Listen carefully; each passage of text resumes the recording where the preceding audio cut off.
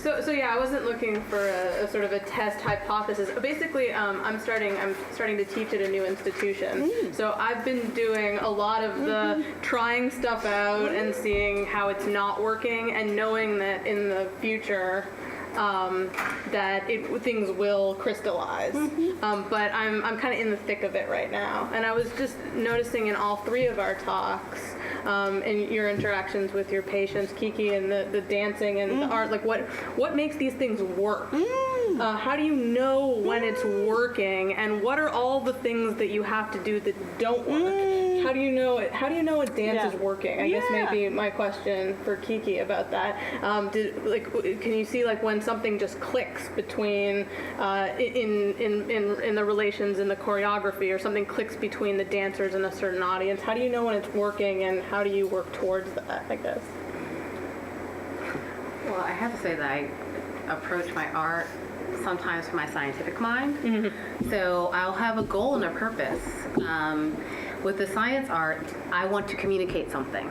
And so I will often not indulge all of my artistic self, because I know then it can become sometimes too layered for people who don't appreciate art. And so then I know it's working by that goal that I've achieved. I want people to ask interesting questions or whatever. Other times I just do it because I want to do it. Just last weekend I did a photo shoot with a friend who's an artist. We had several planning sessions about what we wanted to achieve, and I was like, well, I want to have enveloped shapes. And at the end of it, he's like, okay, great. So what are we going to do with these photos? Like, you're going to put it on your Facebook page? I was like, no, I don't even have Facebook. He's like, well, why do we do this? And I said, I just wanted to do it. I've achieved what I created. And that was it. And he looked at me like, you're a quizzical beast in this world. So, and it's such a marvelous question. How do you know it works? Such a marvelous question, because that assumes that you know what it is that might happen as a consequence of what you do. In my master's program in narrative medicine, we require that students take a qualitative research methods course, because that teaches them something about emergent phenomena and how, as the investigator, you need to pay attention to what you're doing, and you need to pay attention to what happens as a consequence of you doing what you do. Not necessarily that you know where you want to end up, but that you will be surprised. You'll find yourself on the ceiling in Jazz at Lincoln Center. You will be surprised by what some of your actions trigger. So in addition to does it work, doesn't it work, Kiki, which is you'd give a pre and post administration test about what people know about biofluorescence, that's fine. But if that's all you did, you wouldn't find out, I don't know, the absolute emotional transport that some of your viewers were brought on. So to keep open the totally unexpected, unpredicted consequences.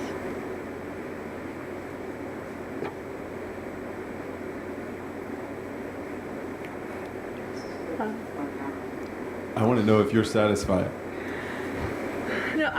No, for me, the does it work question is less a utilitarian question, like is the information communicated in the right way? I think with the Rothkos, I started to get nervous because I was imagining showing Rothkos in my undergraduate classes, and the students not having, there's certain issues about artistic literacy, but also the having the kind of creating the space for students to be with art and consider themselves agential in interacting with it. And so I was like, I had this thought. I'm like, okay, well, I want to show Rothkos. This is why I want to show Rothkos. What am I going to do with the students to make that connection? And how many times do I have to, or, you know, I just wanted to hear from you how you get to this place where you know you have activities that can create the openness, not elicit X, Y, Z, but to create a generative openness. And that, you know, I mean, I kind of do this a lot in classrooms, in seminars, on attending rounds. You know, if I'm the ward attending in medicine in Presbyterian Hospital, it's not unusual to say, here's your index card, write 10 words about, I don't know, what does it mean to bleed out? And when the intern writes 10 words about what does it mean, do you know what bleeding out means? It means bleeding to death. And people still bleed to death. In the operating room, in the ICU, there are times when we can't stop the bleeding, and we literally have people bleed to death. So when the intern presents me a case of this guy who bled out, who died because of his ulcer that could not be repaired in time, we all had to think about what does that mean to bleed out. And it was very savage, and words came forth on those index cards that made it possible for the interns, the residents, the older physician with me, the little medical students, to at very least contain their terror that this happened, and then to take some solace in the fact that at least they, as physicians or proto-physicians, unlike most other people, know that this is a possible thing. Huh? So I don't know how to say, how did I know that would work? Yeah. I've never ever done it before, nor yet after. These are singular, these are as singular as the other things. But I love the way you put it, that it wants to bring persons into the presence of perhaps a non-utilitarian or non-expected means of experiencing the ineffable, the inexpressive, the terrifying aspects of ordinary life. That's a nice segue into another topic that I was thinking about hearing these talks together, was this the question of wonder, and also the cracking open the ordinary. Actually, my dissertation is about wonder.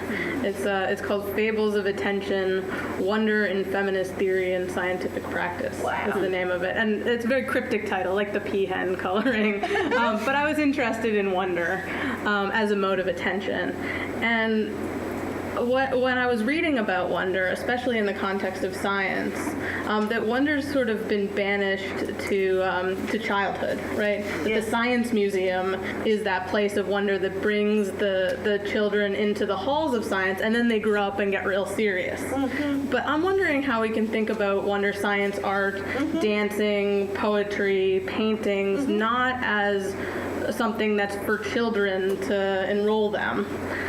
But in the way that it has the political power, and I think this is what I was trying to do in my talk, this kind of cracking open the ordinary, which is both, it's creative, it's about making knowledge, but also other possibilities. The kind of how can we recast wonder as something that's adult and serious and also political, narrative, creative. Yeah. That's I want to hear Kiki's answer. Yeah. Have you thought about wonder and children versus adults, or? I think what you describe is very true, and I feel like it's something that is not just about aging, but the change of our society. It used to be that we had naturalists everywhere. If you go back 150 years and you read in scientific journals, you'll read about someone who said, well, I went to the stream behind the cabin and I discovered salamander blah, blah, blah that has never been seen, and it reads like prose. Yeah. And it was accepted that you could go out and discover your natural world. Yes. That you did not have to have a degree or the credentials that said you're a discoverer. You have the license to go be curious because you got your degree from Duke. Right. And that is what we've done now with information. But now we're seeing, I think, a democratization again, that people can go and discover. You know, we have these prizes now to outsource solving problems. Yes. And people can join together. I want to see more of that. I think that the lecture that used to happen in people's parlors, that concept is coming back into fruition again. You see science cafes. I'm going to shut up because there's a question. Yeah, no. I was agreeing with you. But yes, there is a question. Stand up and yell. Yeah, it's the mic. Okay. So I was just struck a moment ago by the discussion of when we know things are working. Given that all of these presentations have been about areas where things that are traditionally not put together have come together in some productive way, criticism, science, art, medicine, literature, and all these different discourses have potentially widely varying senses of what they're trying to do and when things work. My question is, how essential is it to sort of ground yourself or orient yourself with these traditional modes of thinking, doing, whatever? And have you experienced moments where you've had the sense that something is working here that I can't validate with any of the discourses with which I'm familiar, and how do you work with something that potentially defies all of the categories with which you're pursuing it? I kind of say, like, who cares? Who cares if I can validate it? That's kind of the point of the best story wins. That sometimes there's a lot in this world that we can't validate. Gravitational wave physics, we can't validate. But people work on it and they study it and they know it and it transforms them and it has meaning and value. And yes, I'm a scientist and validation is great, but that is not culmination for me. That's not fulfillment for me. It's that I find meaning in it. And hopefully that other people find meaning in it and that I see a change in the world. That's validation enough for me. I like what Rita said about this kind of the singularity of the how things work, and of course that singularity also draws on things that are more general. Like what can make something work is that mode of presentation is legible to the audience in a certain way, but it's how the elements come together and click. In a certain way, and what I like is when there's something that clicks that was never there before. That's the most exciting for me, and it's hard. And again, with my anxiety with teaching, I'm sorry you're getting a lot of what's on my brain right now. But if you've ever taught 2 sections of the exact same class, you do something, it works perfectly in one of them, and completely falls flat in the other one, and it would be really hard. You can come up with your reasons, but it's hard to account for it other than that kind of, like, I can feel in my gut when something's working. I can explain it all the ways that I want, but that's the kind of working that I care about, is that something was achieved here in a way that was singular, that wasn't here before and won't be again after. Yeah. We have 2 questions, but Rita, did you want to answer that? No, let's hear the question. Okay, so we have one here and then one there. Yeah. I wasn't here for the very early part of, I didn't get to hear your presentation, unfortunately. So I'm sorry if this came up earlier. But, in all this idea of the differences between arts and sciences, I wondered if anybody had thought of or addressed the replication crisis in science anyway, that there's not a lot of... I was at a party recently, and a person who's a postdoc here at Duke in the sciences was saying that, he says, well, I guess there's a difference between what you do, I teach in English, and what I do, in that you just work with things across time, whereas I actually do something now and come up with results now. And I said, well, I'm sure you must have heard about how hard it is to replicate most of the work that science is doing now. So I would argue that science is actually a narrative over time itself also, and not of discovery and finalization. But I didn't know if any of you had addressed that in the idea of the differences between the arts and sciences. If there's a crisis in replication of what science does anyway, it doesn't seem to me like it's got a dense narrative to stand on, in a sense, in some ways.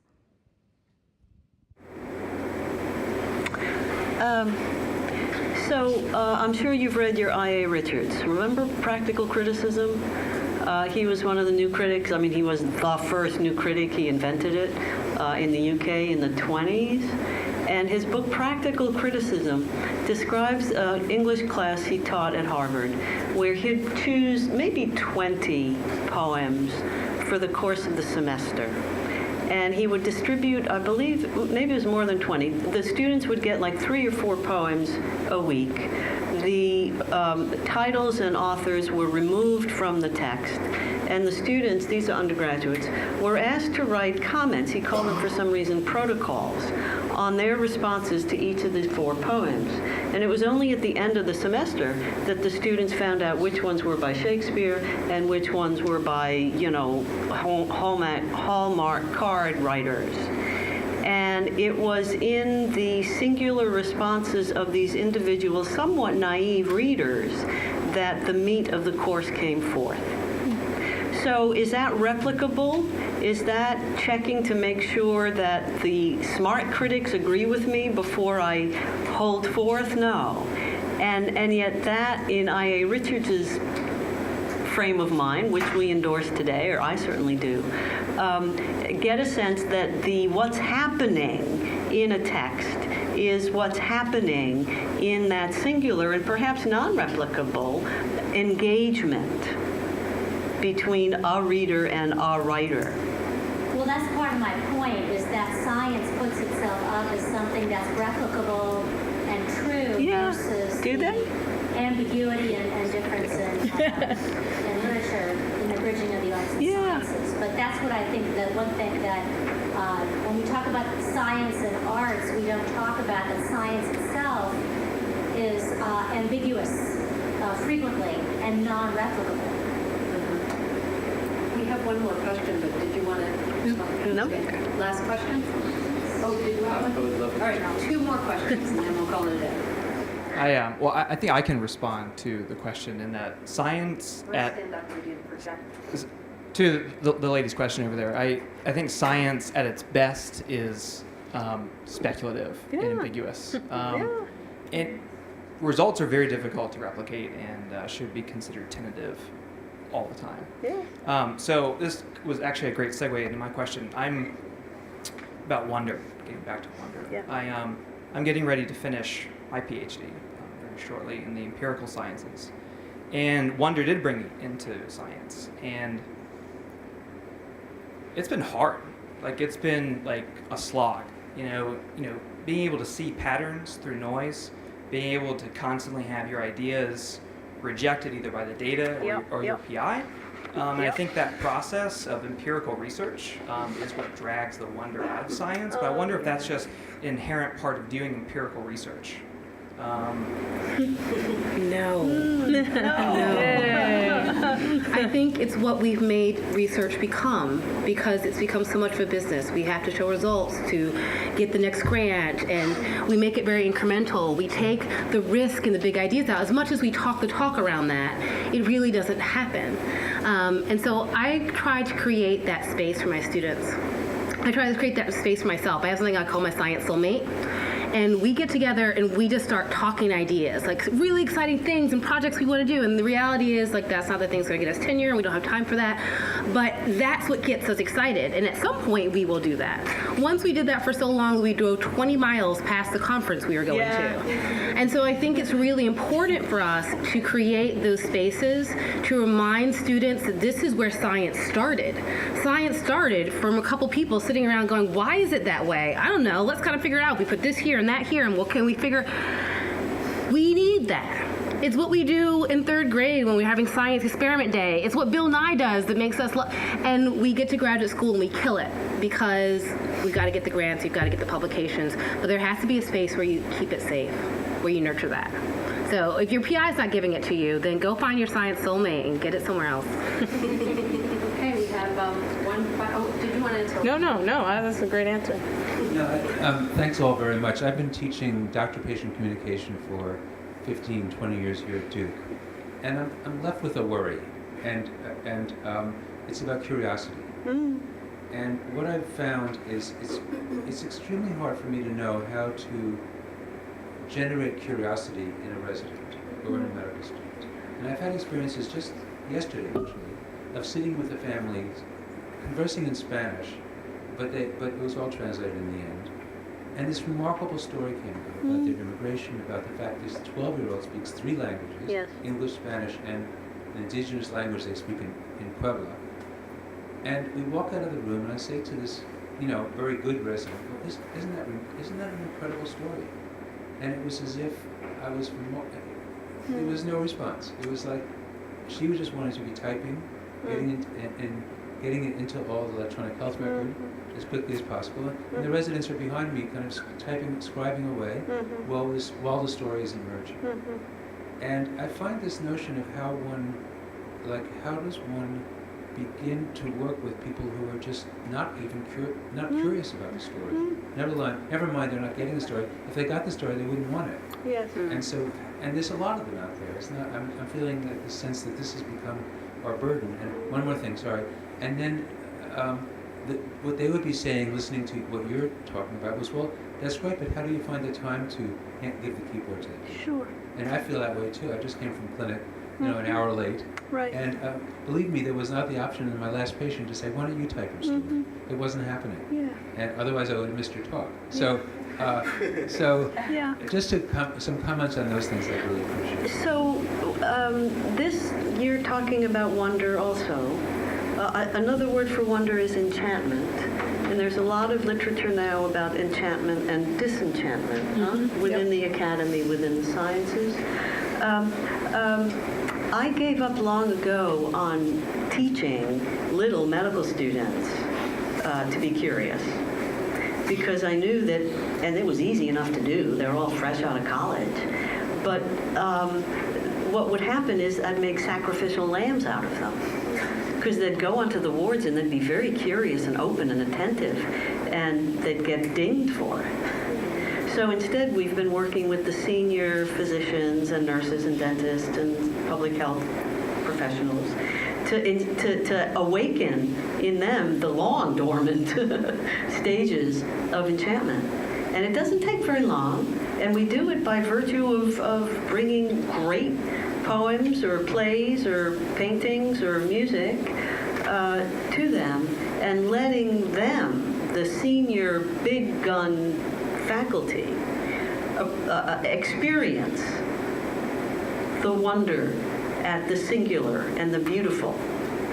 And then my job is done, because they're going to be teaching the little kids who are going to be then rewarded for the curiosity. So it's an institutional culture change. It's got to start at the top.